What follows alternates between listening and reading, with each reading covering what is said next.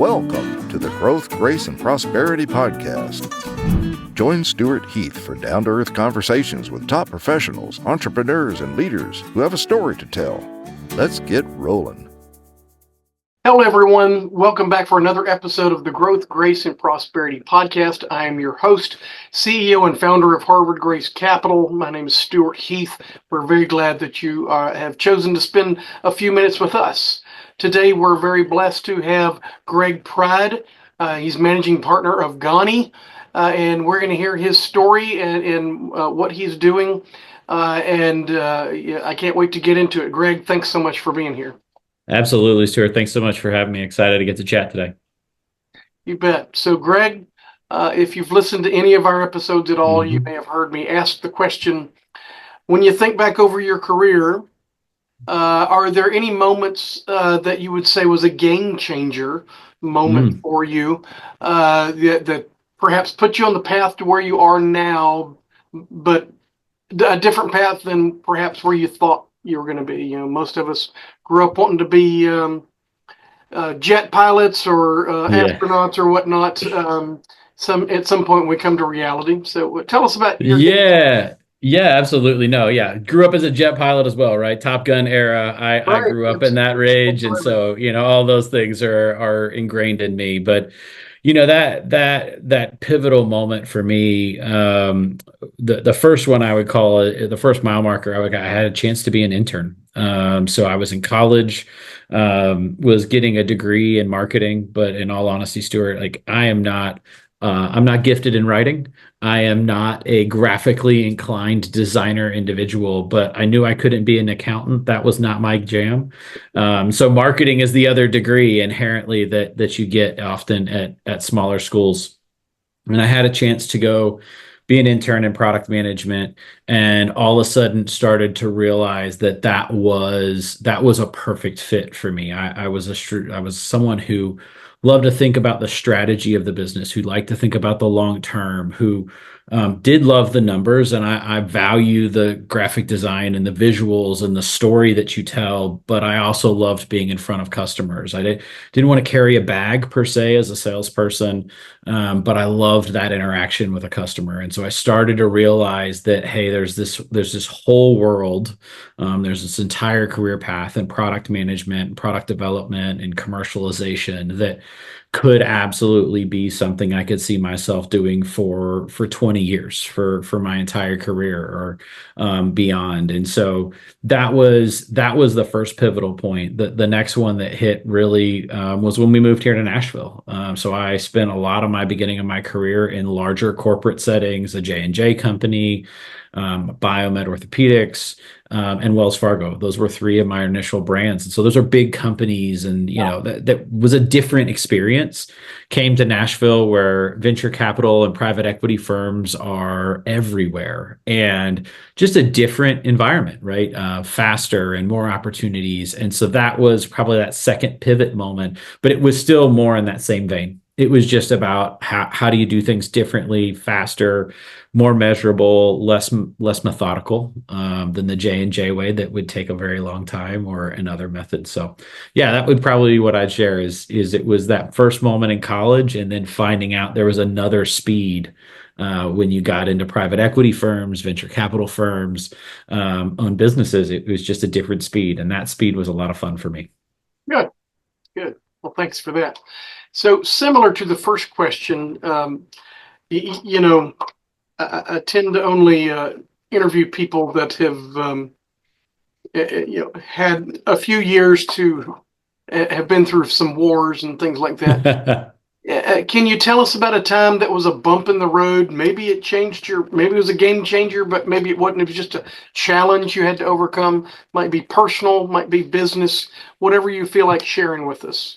Yeah, so I would say, there are bumps along the road all along the way. There's just no hiding that fact. If you're not trying and hitting those bumps, you're not learning.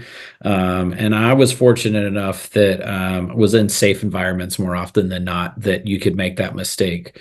One of the ones that kind of sticks out from my perspective was the transition and the opportunity that led me to working with my business partner and building GANI and getting us going in this consulting space. And, we're really shifting even that model now. But the bump in the road is we're working on a project with my business partner in another space. We were telling and getting and capturing stories of individuals for inspiration and building out this social enterprise business called Up Focused. And we were just focused on doing that. And it was a bump in the road because it was a different experience. It was more of like a fun passion project, and stumbled across it, wasn't really sure how to make it work. Tried different things that didn't exactly go as planned. But in doing so, we're having incredible conversations with business leaders and business owners and executives who are in anything from the startup space to we're in the locally owned insurance company. Like, it was just anything and everything.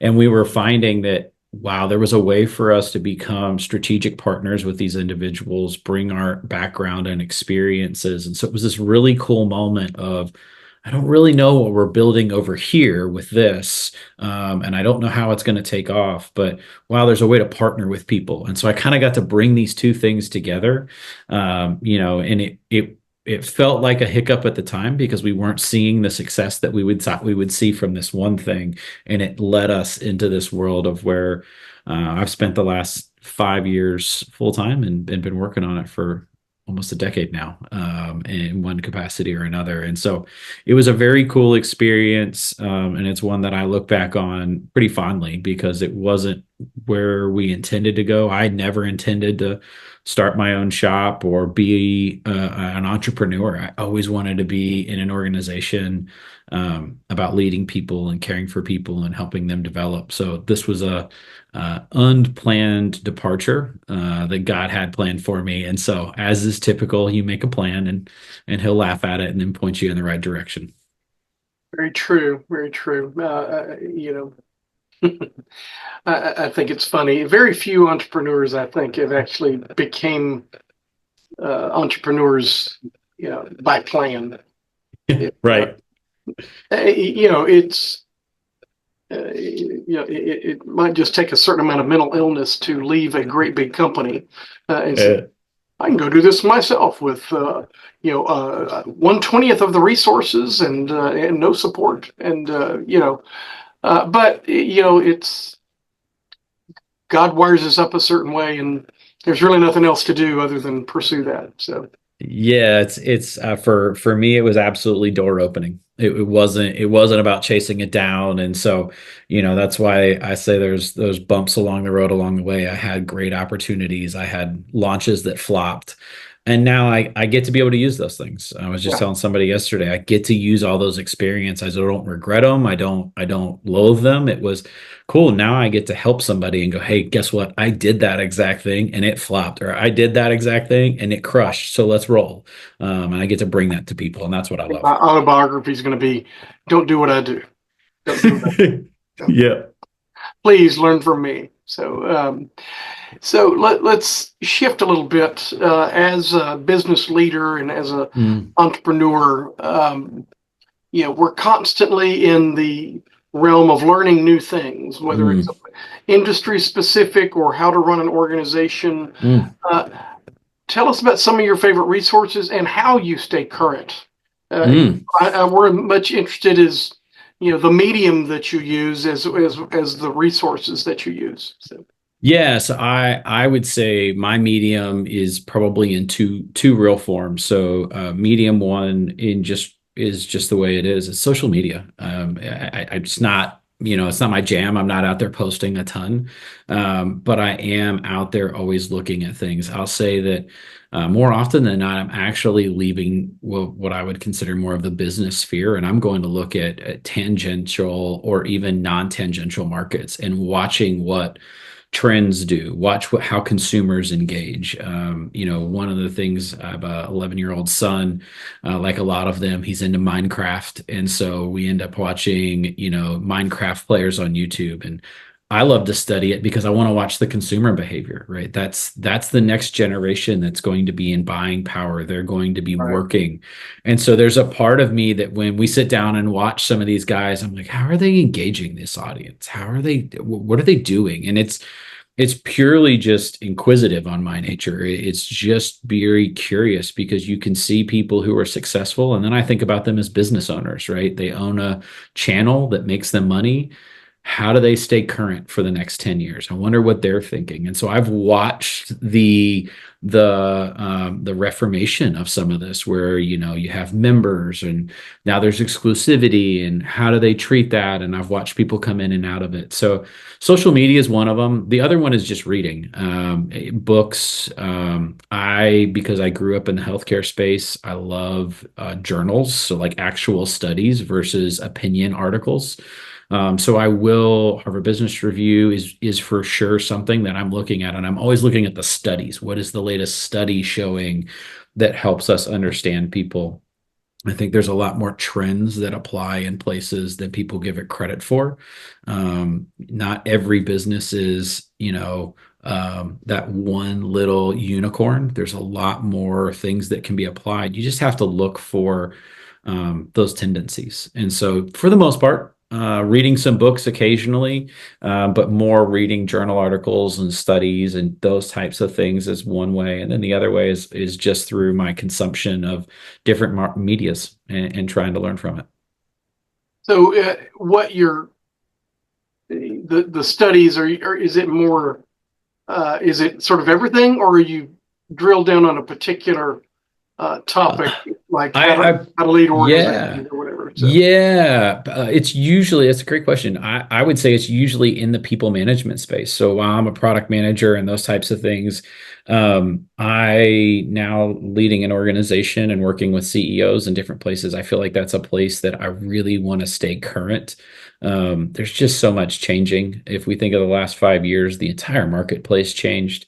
Whether you believe in work remote or whether you believe in the office or whether hybrid or what have you, down to how do you take care of people? How do you help people build their careers? People are people, and you need to treat them that way. And that's something that we focus a lot on at our organization, is making sure we take care of the whole person. And that just takes a lot more intentionality and effort than let's have a policy and let's move on. And so to me, reading studies and articles to make sure that I'm as educated as I can be to be as best of a leader as I can be. I'm going to make mistakes. There's just no doubt about it. I'm a human. I hope my team knows that every day. I'm going to make a mistake, and it's meant out of their best interest. We're always going to try new things, and we listen and we take those things in. But that's usually what I'm looking at, is people management. Some marketing studies occasionally, but for the most part, in the things that I would call, my areas of expertise, less studying there because there are more tried and true methods at this point. So before you started your own thing, were you a leader of people? Were you already into management? Okay. Yeah.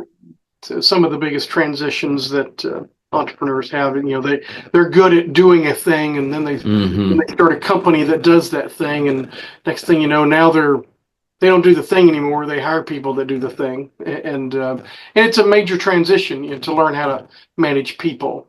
So it was no, you're dead on. Blessing you that you had that experience before. So it's so. What's been the biggest challenge for you in the transition from big corporate life to?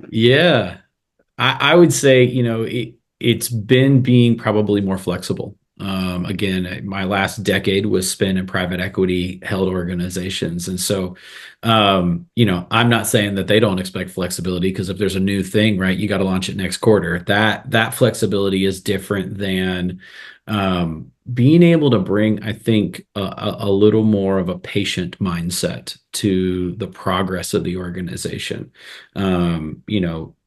Been blessed enough and fortunate enough to be in a number of situations in my career where there was enough green field in front of us that 20%, 30% year over year growth for 3, 4, 5 years was not uncommon. And so I think the thing that's been the biggest challenge is watching the entrepreneurial space as we've grown from, just myself to having 5 to 10 people on the team. It's the roller coaster that is that development process and trying to take on the right clients. And so you can forecast all you want, you can do a 9+3, and you can, have those plans, but you have to be flexible enough to say, hey, you know what, we were going to do this thing and we're going to do something different. We had this plan for this type of hire, but it looks differently now. And so flexible and patient is probably the two things that I would say I probably didn't learn in the corporate space, because you were held accountable at such a high level, and entrepreneurship requires that. And man, learning it as hard as I can. My therapist and I spent 2 hours yesterday talking about those two words specifically, so it's fresh in my mind.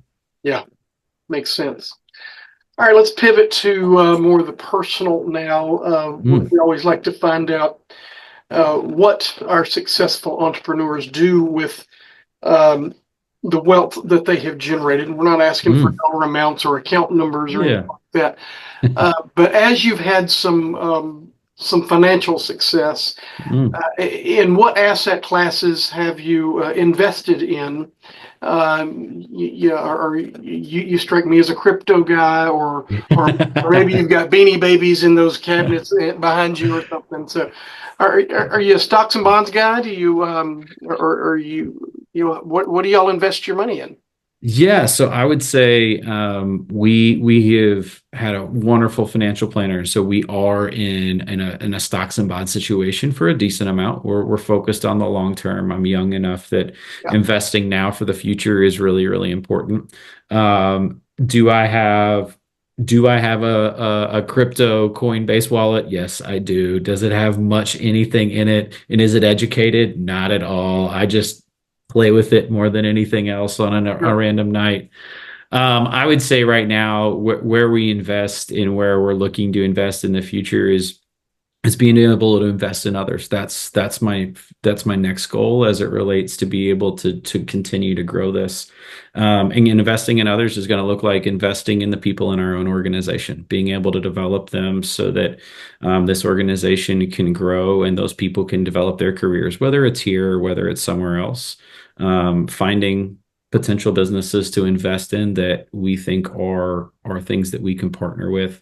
But I'm not a day trader. I'm a pretty boring guy when it comes to this category. I play the long game is my major focus, and making sure that our family is financially strong enough in removing debts and different things so that we can weather the storms that come with entrepreneurship. My wife owns her own business as well, so we are a household that can ride the highs and we have to be able to embrace the lows. And so often where we spend our financial time is trying to make sure that we're ready for those lows. And that's more of where we are with 2 little kiddos in our household. A double entrepreneur household. Wow. That's interesting. It is. Could probably fill up a whole other podcast with that. It is it's an interesting dynamic, in all honesty, Stewart, we sit down and we have business meetings about, my business, her business, and then the company, the family finances. And so have to be very intentional. We learned that in the first year or two to have essentially like out of the home meetings so that we could kind of separate those things and help keep the family and the marriage in the right place and keep the businesses in the right place. But yeah, it's been a lot of fun. Cool. All right. Last question, Greg. If you were mentoring someone, or if somebody just wanted to follow in your footsteps, what one piece of advice would you give them? It's a great question. It's to me, it's probably in current state, it's being flexible with your plans. I think those of us that have high aspirations and have high drives, it's a wonderful thing. It's the mark of entrepreneurs. It's the mark of great leaders and great people in organizations. But as I said earlier, I didn't envision myself doing this 5 years ago. I didn't envision my family over a decade ago moving to Nashville. And so the flexibility to listen to God or your higher power and watch for open doors. And so I think flexibility in your plan, but with some anchor points, right? What do you want to achieve with your career? If it's I want to lead people well, okay, well then let's figure out how to check those boxes and then be flexible at what that looks like, because you may go to an organization and lead a 10-person team, and then the next thing that opens up might be at a startup, and you're not going to lead a team for a number of years, but it's the right opportunity that checks the rest of your boxes. And so I think being flexible with the plan is the one thing I've learned the most in the last 20 years in business, is that there is no long-term plan that looks the way you think it's going to look. And so you have to be flexible. Sounds like great advice. Thank you for that. And Greg, thank you for taking the time to be here on our podcast. We know that the people that we seek out to be here don't have a lot of time, but so we appreciate you sharing some of yours with us today. And if anybody would want to get in touch with you, how would they do that? Yeah, no, Stuart, I appreciate the opportunity. It's always fun just to get a chance to chat and make me think about some questions. So that was fun for me. People can reach out using my email, which is just greg@ganiconsulting.com. And that's spelled GANI and then consulting.com. So you guys are welcome to reach out. Happy to answer questions and connect with anybody out there that needs some help or just has a question. Thank you for that, and we'll make sure your email gets in the show notes. And thanks again for being here, and thank you to the audience for watching this episode of the Growth, Grace, and Prosperity podcast. Be sure and come back and join us for the next episode. Thank you very much. Thanks for tuning in to the Growth, Grace, and Prosperity podcast. If you'd like to be a guest, visit growthgraceprosperity.com/guest. We'd love to hear your story.